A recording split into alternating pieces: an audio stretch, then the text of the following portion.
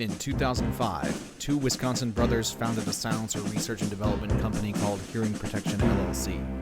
After escaping Hillary Clinton's dangerously mismanaged State Department security program, these brothers went full tilt into standing up their own firearms company. Today, still under the watchful eye of government regulatory agencies, they survive as entrepreneurs of fortune. If you have a problem, if you have shitty kit, and you're in desperate need of an upgrade, maybe you can buy Griffin Armament.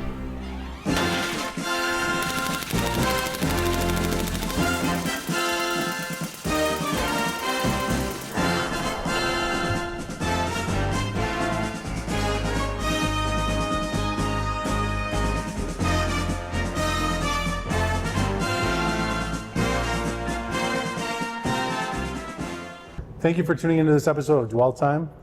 Today we have with us special guest, Mr. James Harris. We know him through the Army Sniper Association. Mr. Harris is the president currently of this association. Also works in the defense industry for a global arms manufacturer. James, thanks for coming in today to visit Griffin.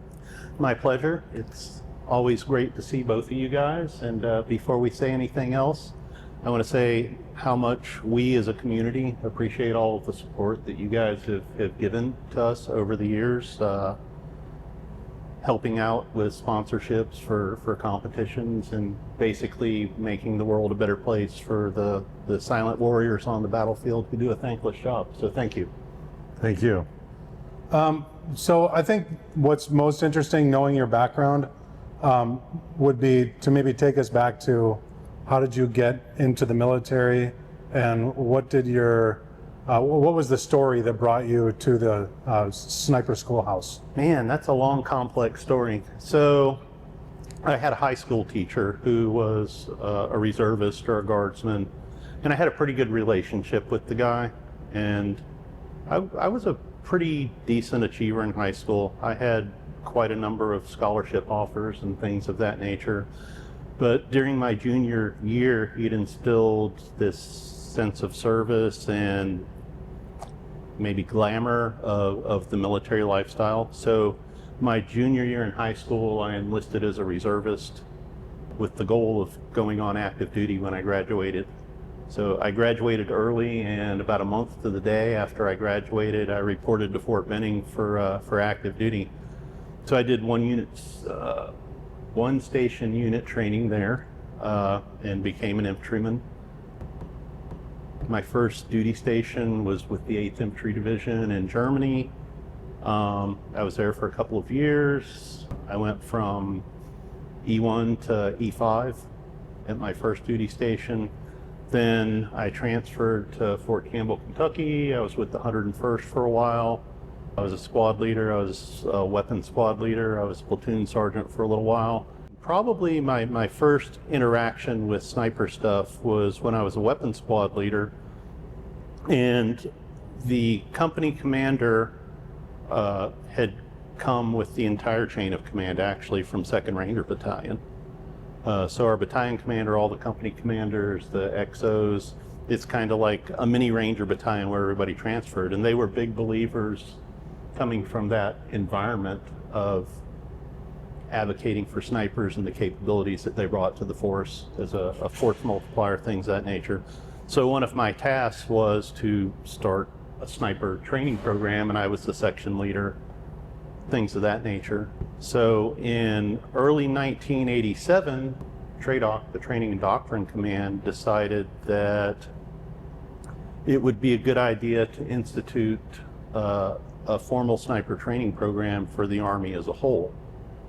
It had kind of fallen off with the conclusion of the Vietnam War, and most sniper schools during the Vietnam War were run at the division level. So there was no standardized curriculum.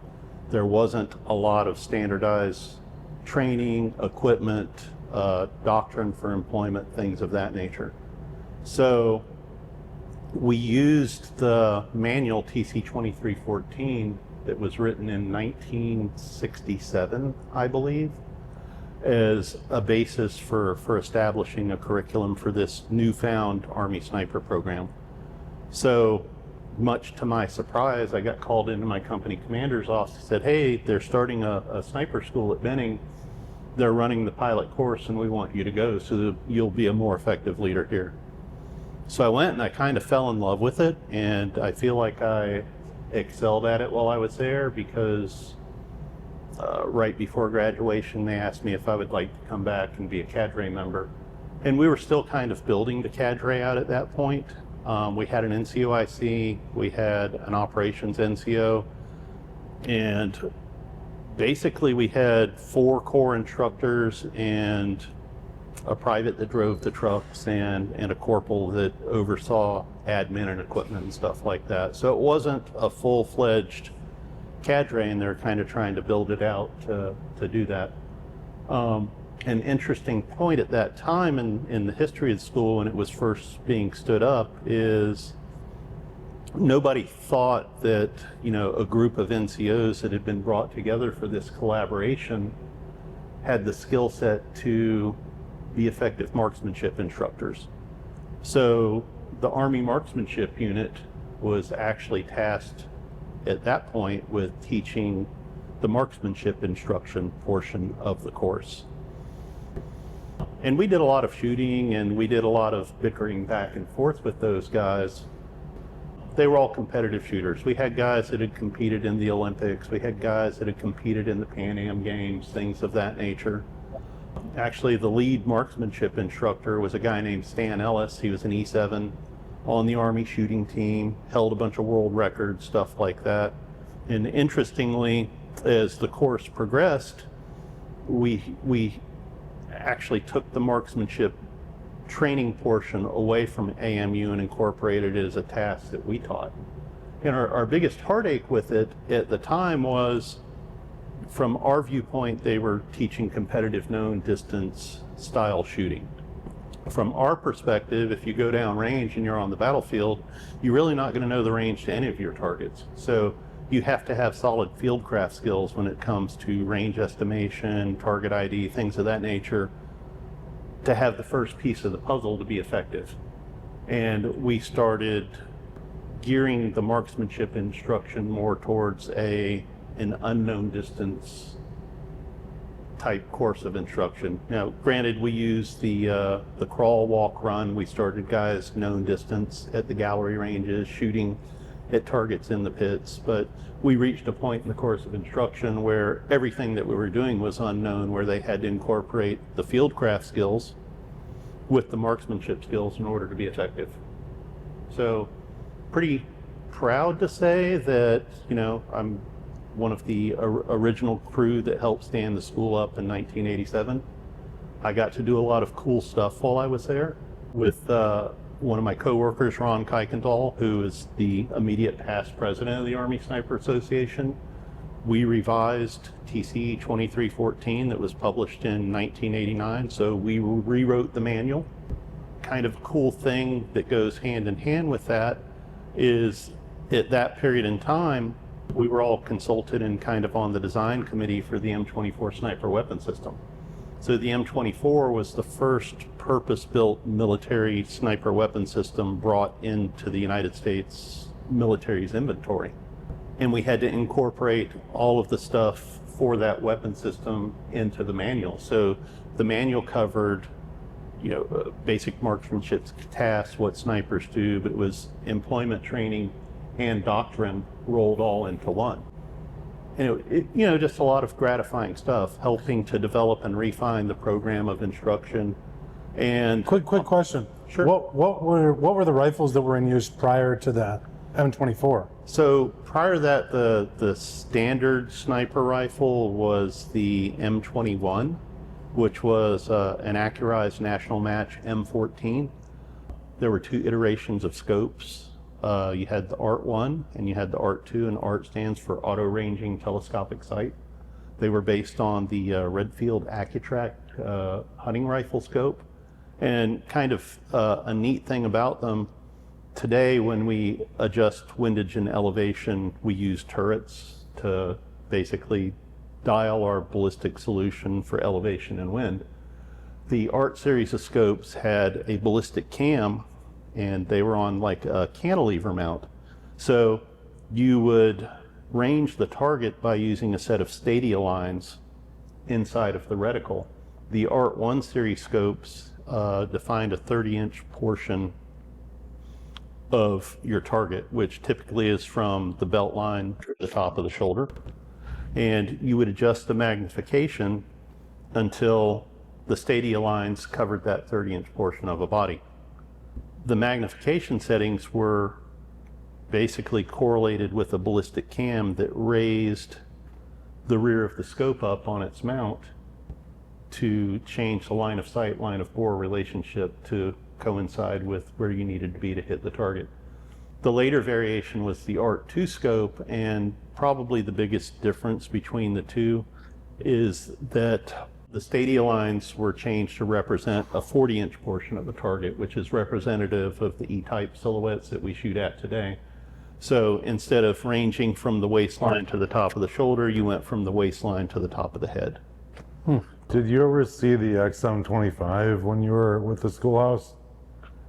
No, Okay.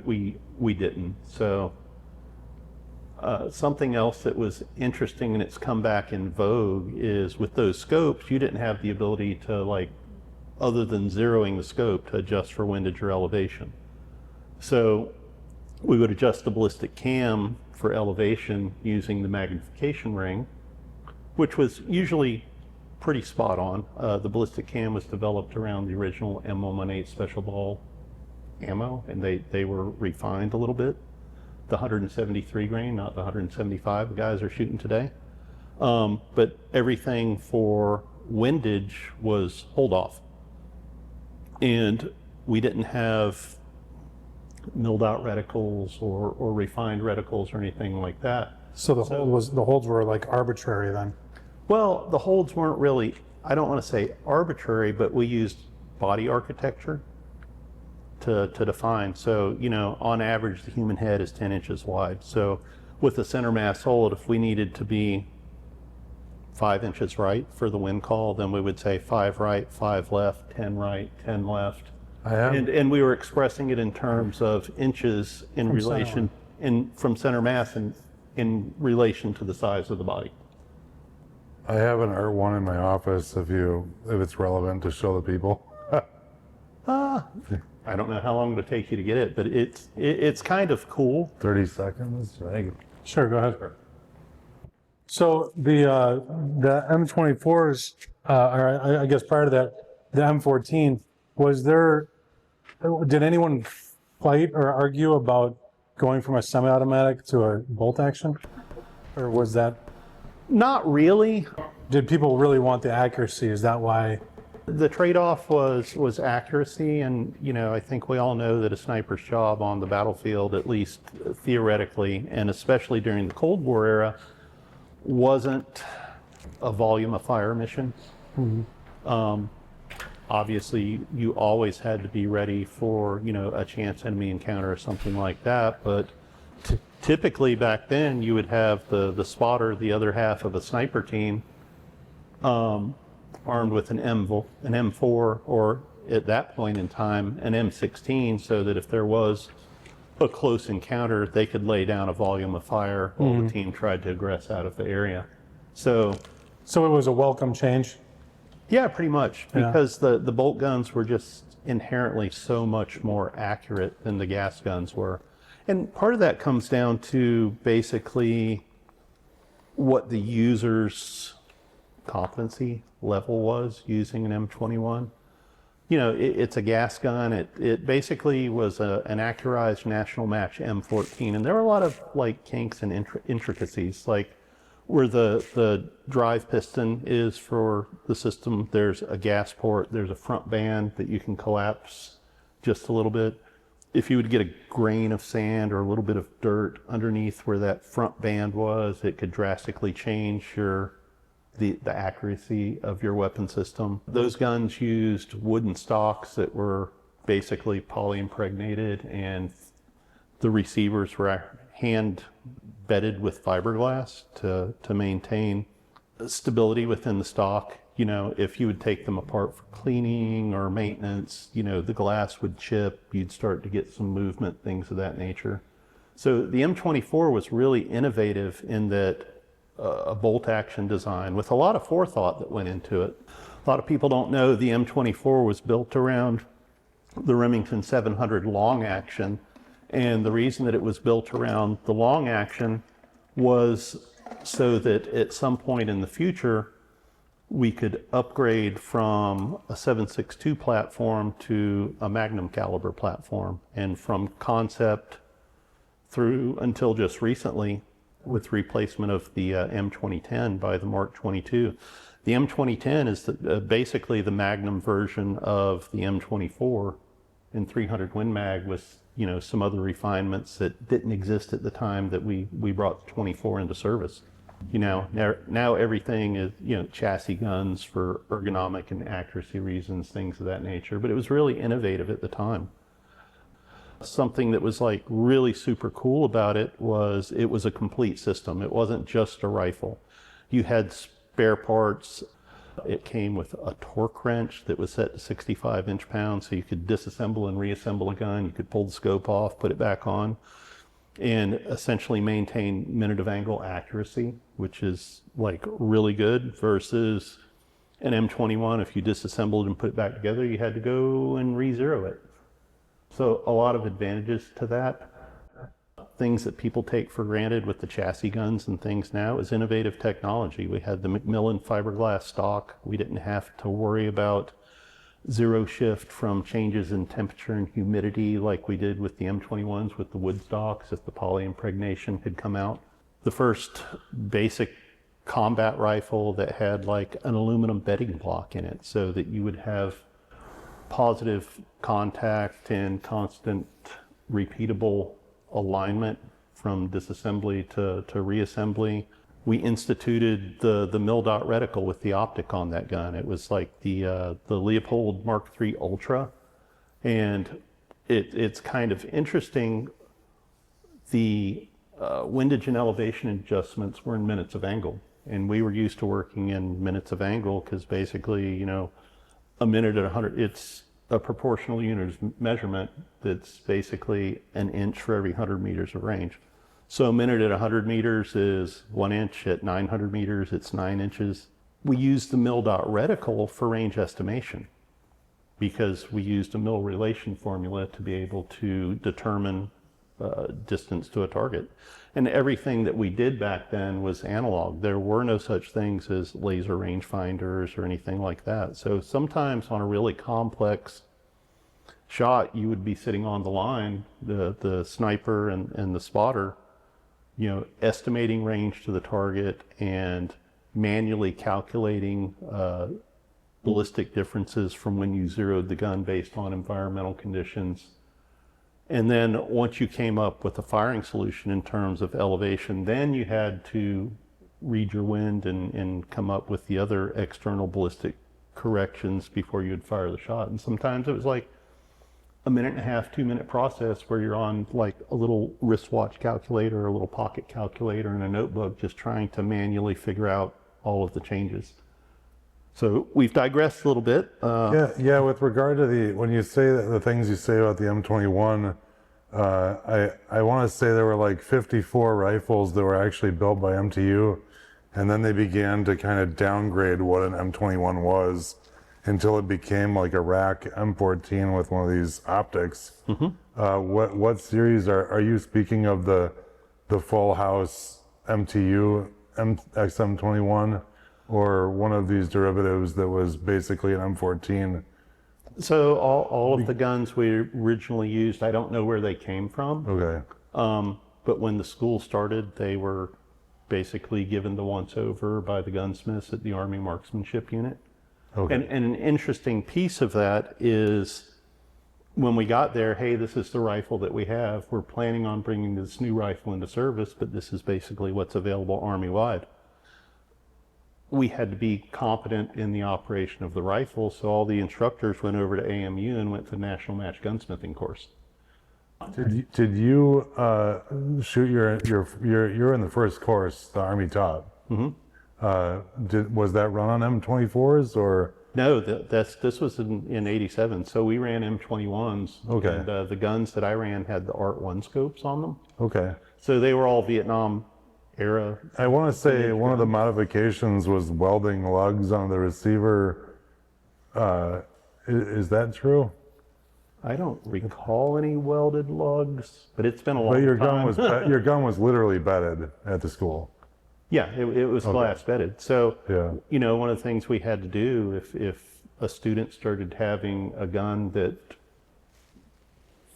wasn't operating correctly, we had to be able to diagnose it, determine whether it needed to be pulled, rebuilt, whatever the case may be. Yeah, these scopes are quite delicate. Like you can Yeah, blow they the are. reticle right Yeah. out of an optic Oh, 100%. fairly easily. And, you know, this is the ballistic cam that I was talking about, and it's relative to the magnification. So the cam was designed to function with Yeah, and the that ammo. one you'll see the mount is so tight, you actually have to pull the mount, like scope down against the mount after you've gone Yeah. up and you're coming back down, I believe. And something else that was Because interesting the spring is doesn't bring it back to position. It's Correct. too tight. the left side of the receiver was tapped for the scope mount, Yep.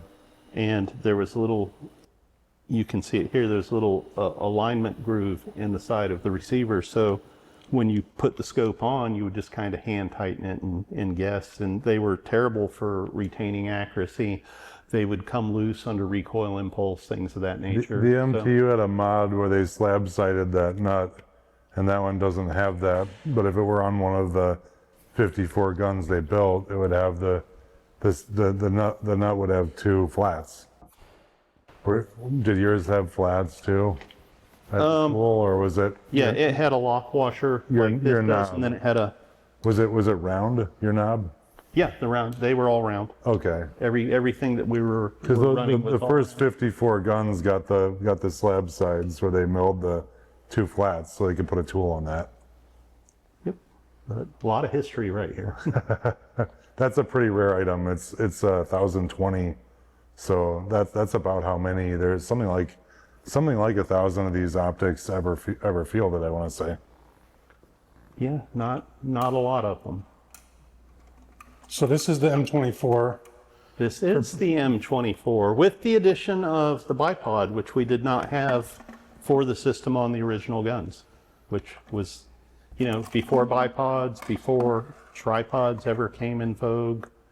You know, that's a whole nother topic, the history of tripods and how they have evolved into an essential modern shooting accessory, where the need came from and stuff like that. Do you guys know where the tripod evolved from? No.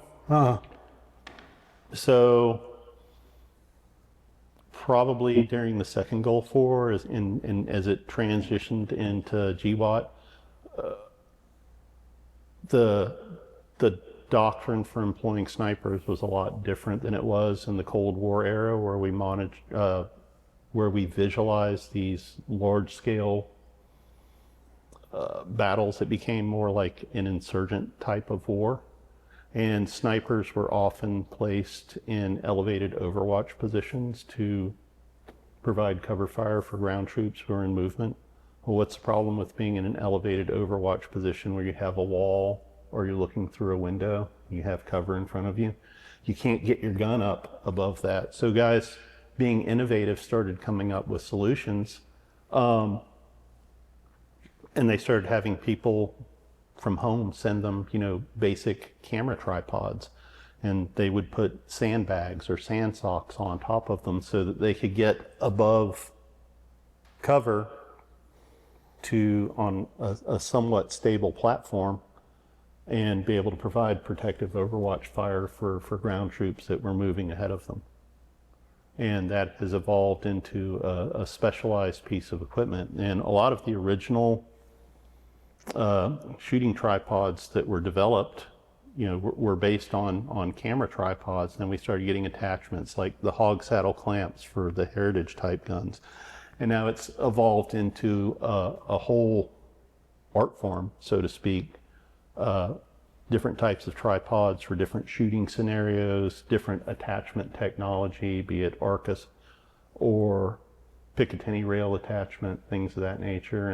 And now I don't think there's a PRS shooter in the world or a military sniper who feels like they're able to function effectively in a match or on the battlefield without an effective tripod is a piece of kit that they have with them when they go out.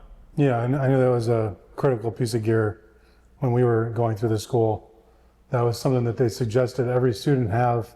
Some of the students came with them because they knew other snipers that had gone to the school before, so they had a little bit of intel on what was expected or something. And some of the people that got there didn't have a tripod, had never shot with one, and then they were, after the training day, they'd get released, they'd go out to Walmart or wherever to buy try to find the best quality tripod. I want they to say could. the only place in town to Yeah. buy was Walmart, and the tripods were absolute garbage. And Yeah, and they'd fall apart in 5 Yeah. days or something of training. one of our guys actually washed due to an incident related to tripod failure. So it definitely would have been, if the Army was more of a Cadillac type of operation and gave the guy the gear that he needed to conduct the course, that might be one more graduate the Army would have had. There's a good possibility. And, now it's evolved into a critical piece of equipment, not for deployments, but also for the training. And shooting from a tripod is kind of an art in and of itself. The dynamics of shooting from a tripod are completely different than they are shooting from a prone position or shooting from a barricade type of position. And it just takes practice and repetitions and probably proper instruction to get there. So one quick question I have is, do you know anything about the relationship with Leupold and the M24? Do you know how optic was selected for the rifle? Because prior to that, Leupold was not in use with sniper rifles, right? Because you were talking about Redfield and like the art scopes. Right. Leupold was in use, but it was on a limited basis outside of Big Army. Okay. So they were manufacturing some optics for Delta, and those guys were shooting a lot of custom guns, custom sniper rifles. Actually, I think a predecessor to this was the Mark I Ultra, which had big target knobs on it, and it was graduated in quarter minute increments for windage and elevation. So I'm with mixed emotion. Gary Gordon and Randy Shugart were friends of mine, and they were students in the school. So, we had just started running M24s in the course, and they showed up with these G-Wiz one-off Gale McMillan custom rifles with Leupold scopes that we had never seen. So Leupold was in use in the military at the time, but it wasn't a Big Army thing. I think maybe the reason that Leupold was selected as the vendor is because they satisfied the requirement for the system. So a really neat thing about the way the M3 Ultra, the M3 Ultra is designed is it had what we call dial range. So elevation is incremented in 1 minute increments and windage is in half-minute increments. But if you actually look on the top of the scope, and I haven't seen this one,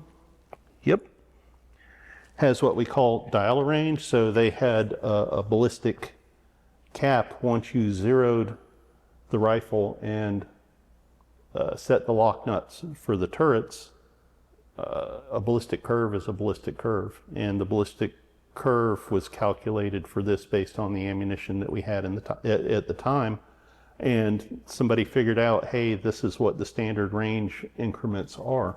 So instead of showing, 1, 5, 10, 15, 20 minutes or mils, this actually corresponds with the range. So if you range your target and you knew it was like 500 meters, you would just dial to 5 and your elevation was set. The only compensation that you had to do was for environmental conditions that may influence the flight path of the round from the time you zeroed the weapon. I went to a school for Worldwide Protective Services with the State Department, and a bunch of Marines were introduced to that scope, and they were familiar with the Schmidt and Bender, and they couldn't stand the 1 minute increment and the inability to get exact dope, and they all started using mill holds and swore off the use of the knobs altogether, which was kind of funny because we had a couple guys who were from the Army, and we used the knobs, and we shot about 10% better than the Marines, but it was funny that the attitude was so averse to a 1 minute adjustment increment. And you know, at some point in history, as the scopes evolved, probably more with the introduction of the Mark IV, we went milled out reticle and elevation and windage in mills, because again, it's a proportional unit of measure. A mill at 1,000 meters is 1 meter. At 500 meters, it's half a meter. And you know, if you can refine it, it's just a question of like how the math works. What is really interesting is you see younger guys that have only used mills, and you try to throw into the mix mills and minutes. It's like really mind-boggling to them. An interesting competition that I went to probably 2-3 years ago. I went to the Danish International Sniper Competition in Denmark, and on one of the stages, they had an M24 clone, and they had a Mark I, a Leopold Mark I scope on it, and it had a milled out reticle, but it was graduated in minutes. And it was kind of an unfamiliar weapon stage of fire. And, you know, there were all of the charts for converting and stuff, but, you know, guys just really struggled with making the connection between minutes and mills and how the measurement. I never understood that either in the Army, why they matched the MOA with the milled out reticle. You know, and obviously they made it easier for people by using the ballistic cam on the scope. But after I left the military, but I was still interested in long range shooting, that's like this is maybe 2010 timeframe. That's when mill scopes started getting really popular. Sure. And I think, and I gravitated towards the mill scope as well, because it just made so much more sense. I feel like the Army in America is unique in that we're often a bunch of people who've already come from experience in firearms and are going to the military. And if you look back, all the consumer scopes in America were minute graduated and often in quarter minute clicks. Also, the Unertals in World War II were quarter minute. Yep.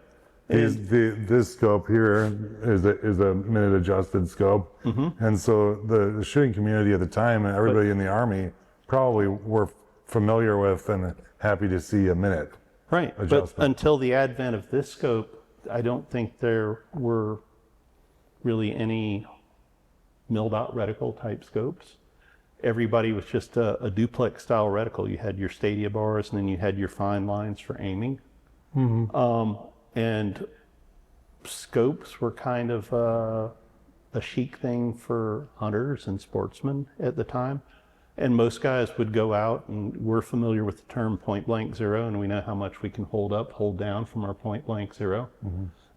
Guys would go out and they'd zero their guns using, and you know, they would know, hey, this is my my limit shooting at this distance, holding up, holding down, and anything else I'm going to kind of have to swag. And so with the introduction of the milled out reticle, it was a quick, efficient way of determining range to a target. And then as technology progressed, somebody went, hey, we use mills for calling for fire and making adjustments on targets. And it's a really simple thing. And all of the military grid maps use metric measurements. You know, nobody in the Army talks about range to the target's half a mile or whatever the case may be. Everything's in meters and kilometers. So it just made sense to go with a common unit of measurement where everything correlated under one system. It seems like where it works initially the best is the leads. The leads for moving targets. 100%. And it's also relatively simple for like rapid target engagement scenarios, things of that nature. Something else, I'm going to digress. A new innovative feature that came along with this was the left knob, which is your parallax adjustment. up until that point, nobody had the ability to adjust for parallax, which is when the reticle and the scope and the target appear to be on two different focal planes. Well, the old Unerdal had that eyeball, but the eyeball is kind of a struggle to operate. Yep, and those were limited to the M40s that the Marine Corps was using. We never brought at least not during my time in the service, the only Unerdal product that we used were the big competition-style spotting scopes when we were sitting back watching the students while they were shooting. The M70 had those. They had the competition M70s bull guns they used in the Korean War, but they'd phased them out in Vietnam for the M21, and so they were. So your schoolhouse didn't even have the M70s in the racks. Nope. The only thing we had were the 21s and then the 24s, and then as we introduced other weaponry, like I got the first Barrett 50 cal that the Army purchased for test and evaluation at the schoolhouse. We actually rechambered and prototyped a couple of the M24s into 300 Win Mag. And honestly, the reason it took so long to upgrade the caliber is because the Army had to figure out logistically how to integrate such a small quantity of ammunition for special purpose use force-wide. And that's why we went with 7.62 as it was.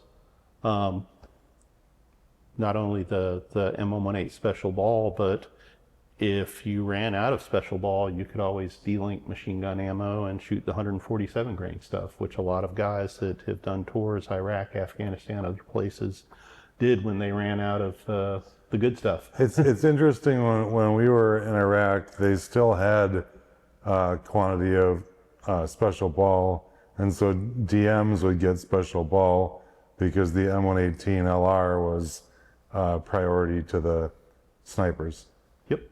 And I think that was the difference between the old M118, which was the 173 grain boat tail round, and the new 175 grain ammo.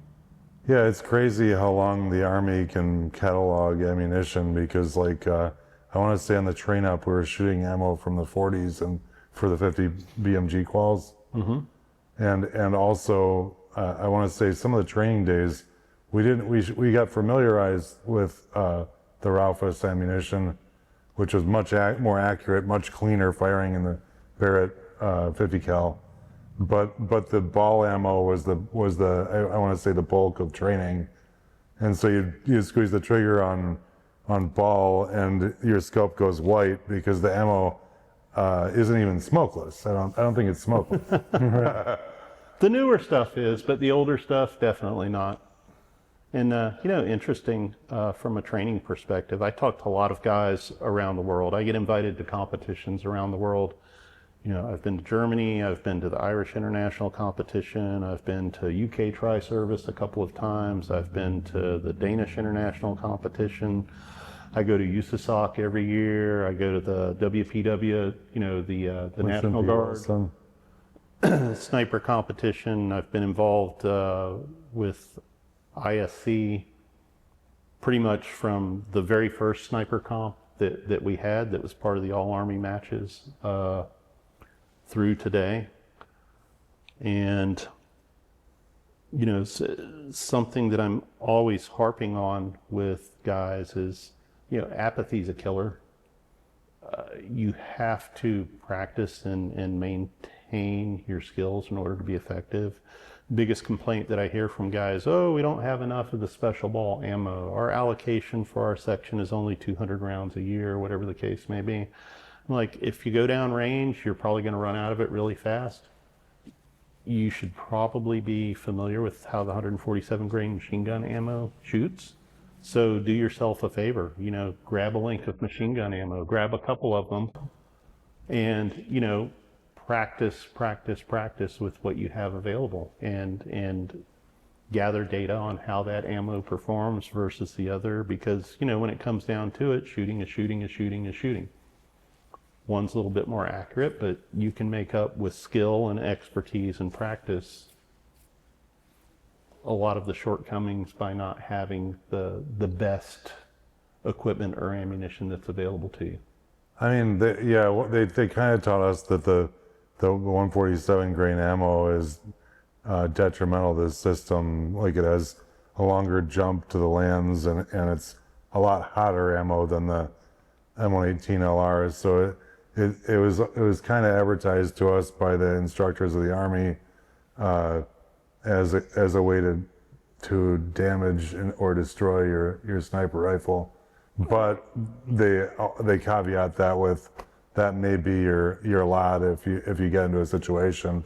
You're doing that last resort, but Yep, they if kind of sold it as destruction of your rifle would be to train with that ammunition. Yeah, but if it's a difference between life and death or somebody else's life and death, go with what you got. Right. I know the Marines got to that point in Fallujah where they were delinking the machine gun ammo for the sniper. Yeah. So how did you, obviously years progressed. You were in law enforcement for a long time after the military, correct? Yep, I did 25 years full-time and 5 years as a part-timer. And that's kind of, during that 5-year part-time is when I transitioned into my current role in the defense industry. Okay. How did you get involved with the Army Sniper Association? So initially, the Army Sniper Association was kind of a social organization. It was a way for people with common background and experiences from a very small subsection of the military community to get together, socialize, maintain contact with each other. And after a couple of years, as membership grew, it dawned on some of the founding members, guys like Art Prado and Ron Kuykendall, that perhaps the association could be more. So I think I've been a member for almost 20 years, shortly after I found out about its existence. And it went from becoming a social organization to, I believe, 2007, we were incorporated as a 501c3 nonprofit. And we have we've grown and progressed over the year, and we kind of have a defined set of missions. So people that aren't familiar with the organization, probably our biggest thing is supporting the Army Sniper School in any way that we can, through material donations, going through, obviously, JAG and legal channels to provide support for items that aren't budgeted. Probably our second biggest thing is co-hosting and supporting and sponsoring the International Sniper Competition, which everybody thinks of as the premier sniper competition in the world. Everybody wants to come to Fort Benning to shoot at ISC.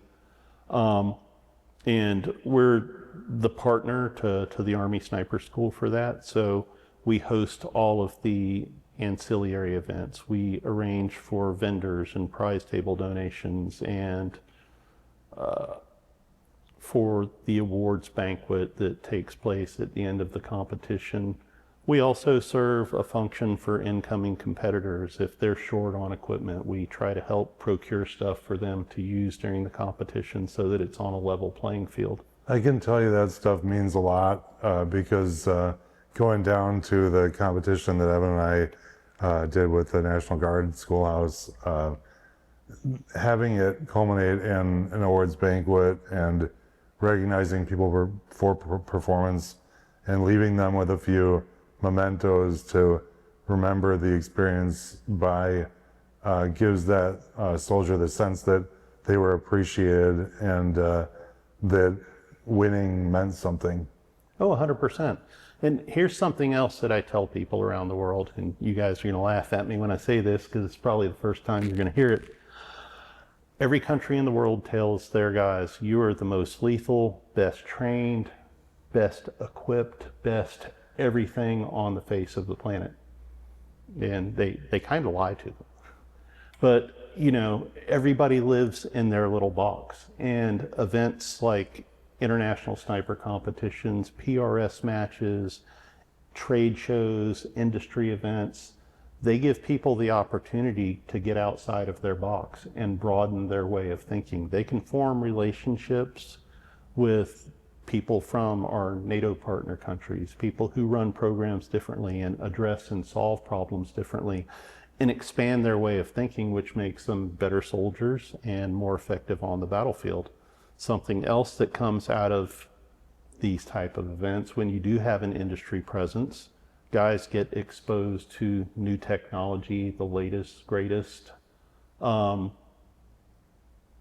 That is something they don't see in their logistics acquisitions or supply chain for where they come from. I could tell we got to experience seeing different strategies of different units, and seeing some of the guys leaving for a mission with very light equipment was kind of an eye-opener, and it helps you think, like, there's more than one way to skin this cat. We don't have to have 80 pounds of gear in our rucksack for any eventuality that might occur. It might be okay to run fast and light, and there might be an extreme advantage to that. Oh, 100%. You know, it comes down to what's the mission? What do I need to accomplish the mission? What do I need for my contingencies? And basically pack out accordingly. I think the other cool thing about the competition environment, like you're talking about other countries and stuff like that, other units, other branches of service, is that it shows that everyone's human too.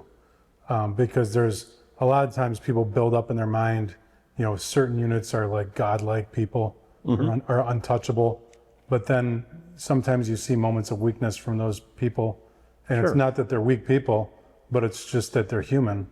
And I think that was probably the most interesting thing, you know, in my opinion, in being involved in competition, was that you got to see that people are human regardless of the unit patch, you know, regardless of the country that they were, you know, 100%. the flag that they were flying under. And what's that at the end of the day, there's a limit of mental, you know, struggle and physical exhaustion and all of that, and it takes this toll on anyone.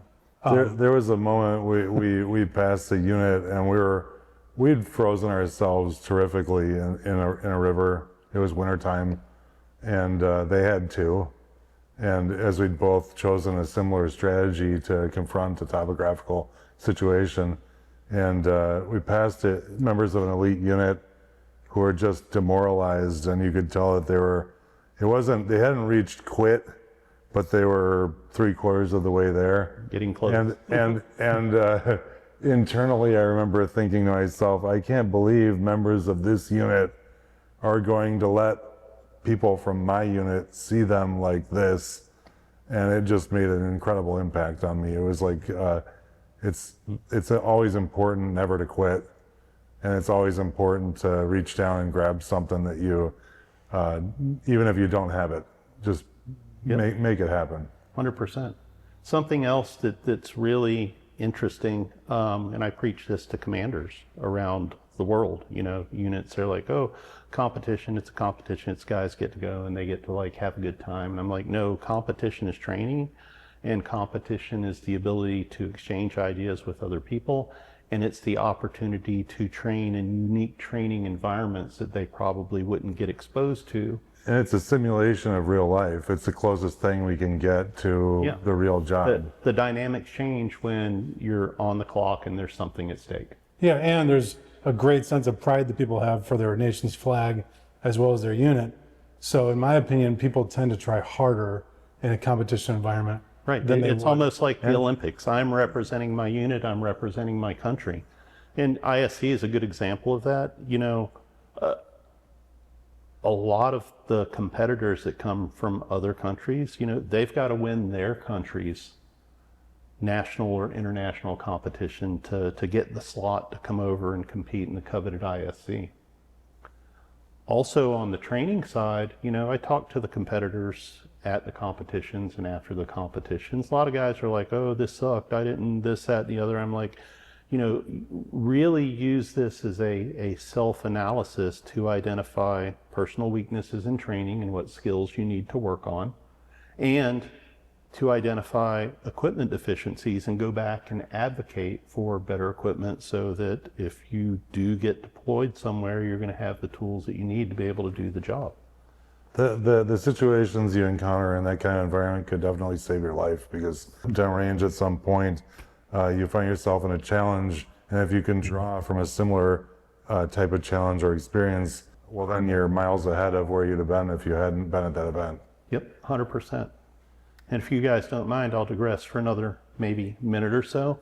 So those are a couple of the things that the Army Sniper Association does. We also co-host or co-sponsor a couple of other events throughout the year. In years past, we did a cooperative with the Marine Corps Scout Sniper Association called the Gathering of Snipers. I've heard about that. That's in Colorado, right? Well, the location changes annually. Okay. Unfortunately, we're not going to be able to participate in that one this year.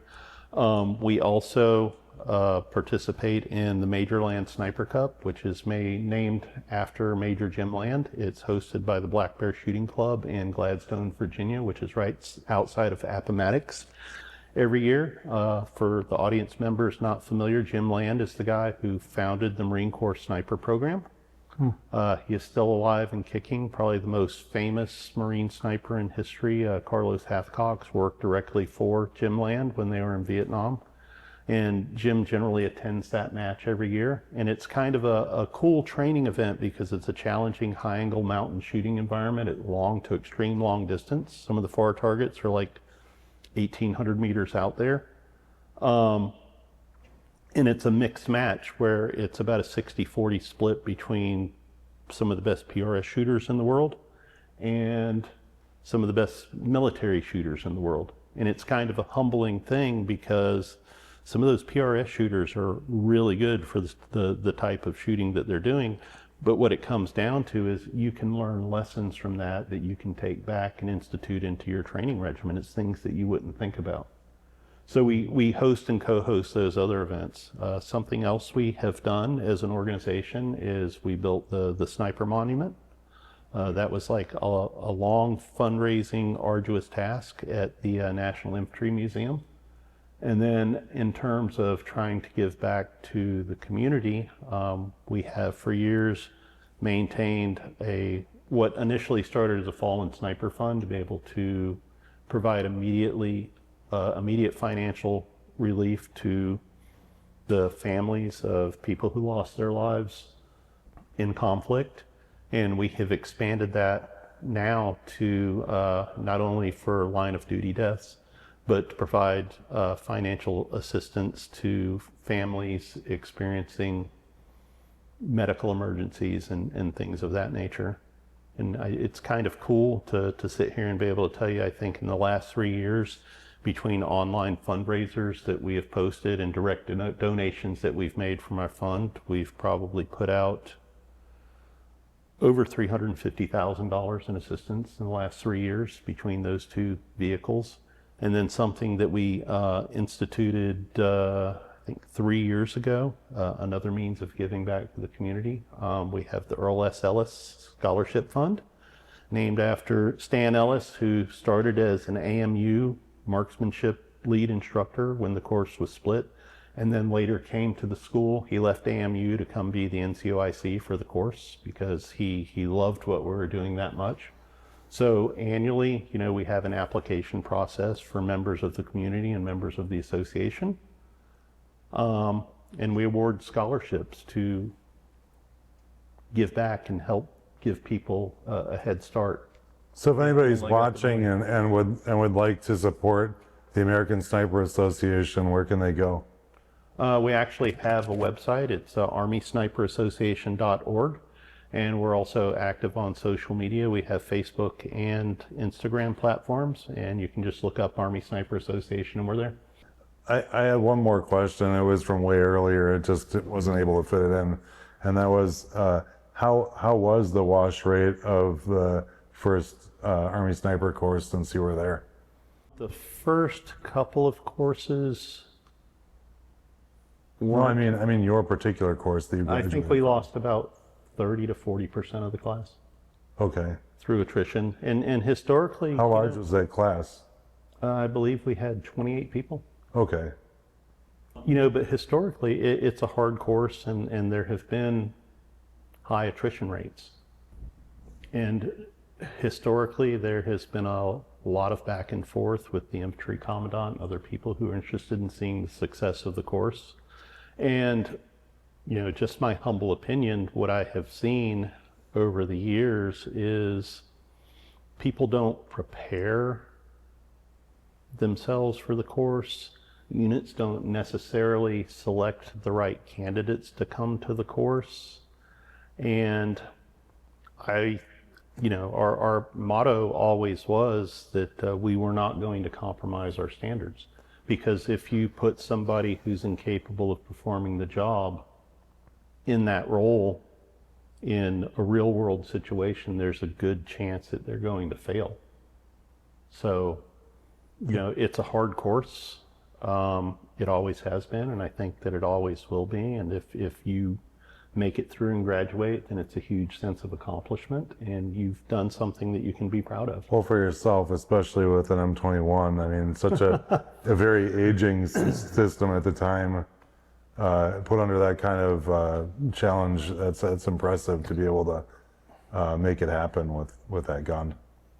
Yeah. One remark I would have to that is that I know when we went through, it was 2008, so pretty modern time compared to, when it started, but there was still almost no information about the school, and the units didn't really know anything about the school either. There was so few graduates and the community was so small that trying to get information was difficult. And I remember we basically just got, you got your orders to go and there was a short packing list in it, but that was pretty much the only information that you had. And, Austin was fortunate enough to know a sniper employment officer in New York who gave us some pretty, significant intel, not anything crazy, but just enough to feel a little bit more comfortable going in terms of, PT is going to be no joke, be prepared for that, make sure that you don't have any issues with the shooting portion, make sure you're motivated, that you're going to be, because you're going to be running constantly at the course. Make sure you develop your ghillie suit before you go if you can. Yep, try to make sure that your ghillie suit's constructed prior to going. So there was some information that we got from that person, which definitely helped us out. But I think there was a little bit of a secrecy of the course, not that it was maybe officially secret, but there was just not a lot of information that people had. So I think that was part of the difficulty is students that went, they really didn't know what to expect, And that was probably good in some ways, because then you're getting just a raw cut. But in other ways, it was hard. It can be really rough for the guys that get there day one and they're trying to build a ghillie suit while they're going through the shooting portion of the school, 100%. which days are quite long. I believe you guys went to the NGMTC school? Yes, sir. Yeah. So, same POI, it's like apples and oranges on the way things are taught. I think, honestly. And I'll say this, I've said this to like Chad Bridges, who's the tag for Arkansas and oversees, everything Arkansas, where the National Guard Sniper School is located. They have some really, really good, solid instructors. And one thing that they have going for them over like the big Army school is longevity and the ability to stay there for extended periods of time, whereas the big Army school, a lot of competent instructors, a lot of talent, a lot of knowledge, but you don't have the longevity that you do with some of the other programs. CIFSIC up at Fort Bragg, the Special Forces, I definitely felt like the instructors were absolutely second to none, and they all wanted everyone to graduate. They weren't going to compromise the standard one iota, but if you failed, it was going to be because you failed. And in our course, I think it was more like a 75% attrition rate, and it was just personal failures, and they were going to do their level best to teach you whatever you're missing. Oh, 100%. And I think a key component of all three courses is mentoring and giving the students every opportunity to succeed. But when it comes down to it, it's do you possess the will and the skills to get through it and be successful? I know I dicked up the adjustment of my trigger on my M24 because I was trying, it's like if you're not cheating, you're not trying, and everybody wants an edge. And so I got into adjusting it and I dicked it up and I took it to, I think it was Gomberg. Is that right? The tall guy, he was like almost 7 foot. And he fixed it for me, and that's an example of how he could have let me execute the school with what I fucked up, and I'm so glad he didn't, because it was kind of a life goal to be there, and you're not going to get 2 chances in a lot of cases. 100%. But I don't think it matters which school you go to. If you need help and you're willing to put in the effort, I think the cadre at all the schools are more than willing to step up and help remediate you and get you where you need to be. You just have to Have the motivation. have the motivation. I can tell you to do it. after he touched it, it was better than it was to begin with.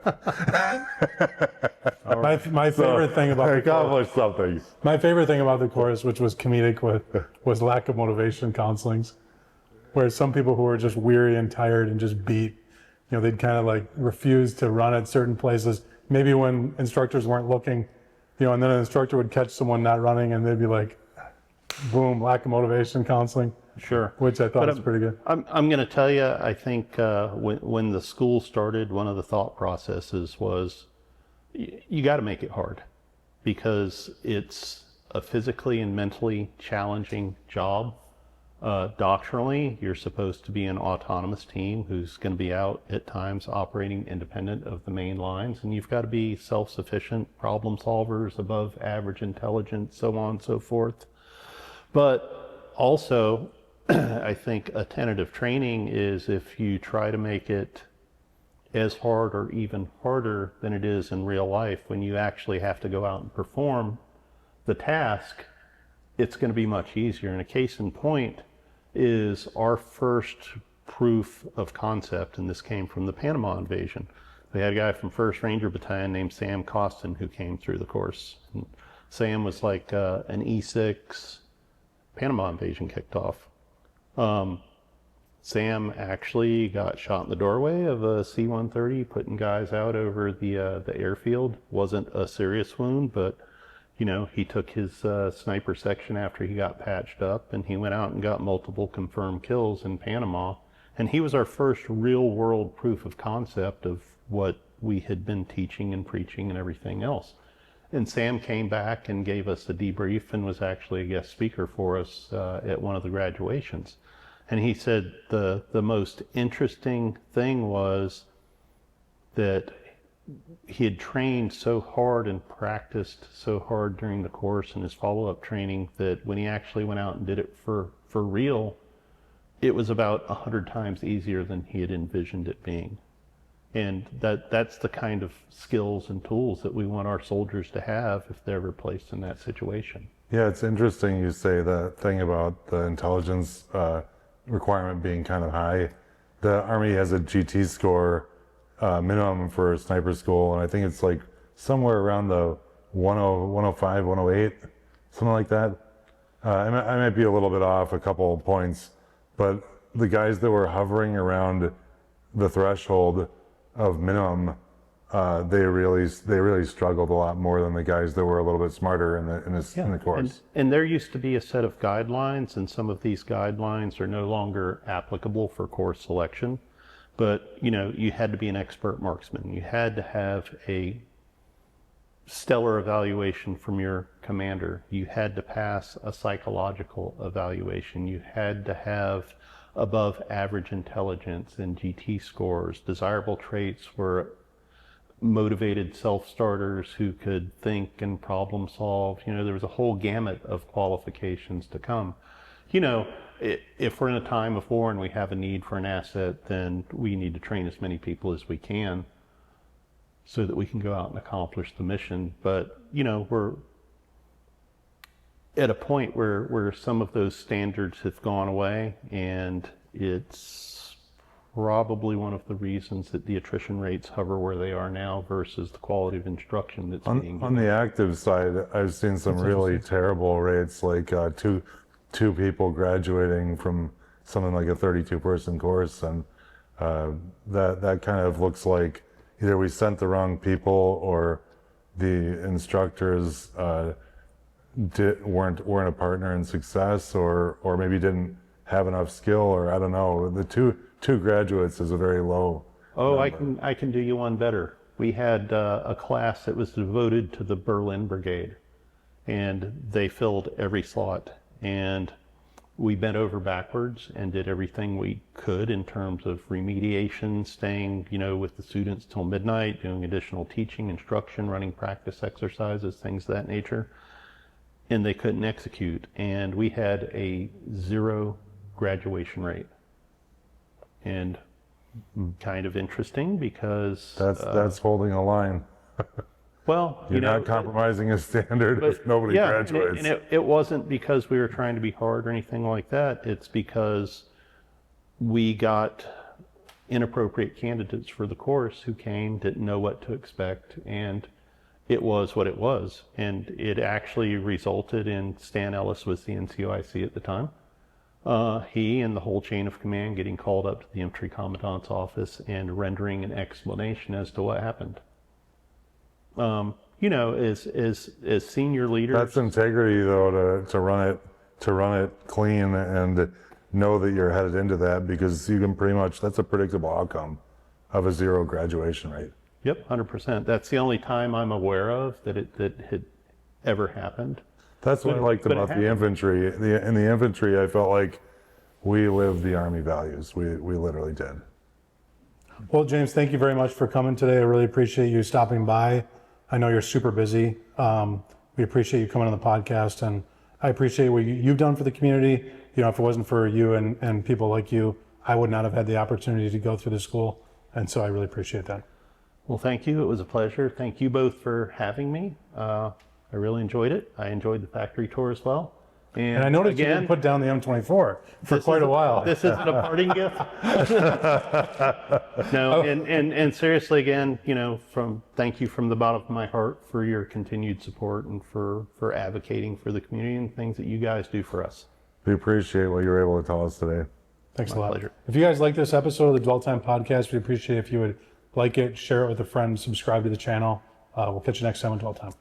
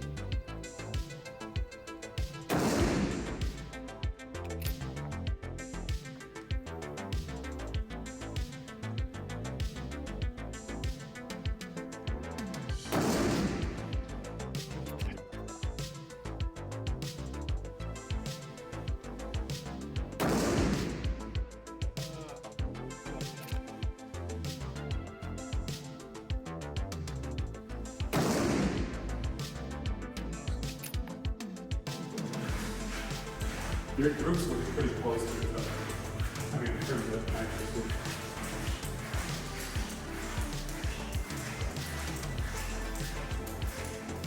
Yeah, this is you? Yeah. Yeah, so I mean, but he may have woke up this morning and put in 10, 15, 20 rounds. I think I saw him punching us. It's his gun. I mean, come on. I fired it the first round right here today. That's round number 1 on the gun. Yeah, you did good. Yeah, you did good. Did you shoot 2 rounds, Austin? 3. Okay. You sure? So he keyholed all 3. I don't know. We didn't bring a measuring tool either. Yeah, Austin, good job. Good job, James. What is here? H. I gamed it a lot harder than James though. Yeah, I just got on. James was shooting like the enemy was exposed. Round face because I sucked. Alright. It's like, I'm centered up. I got it.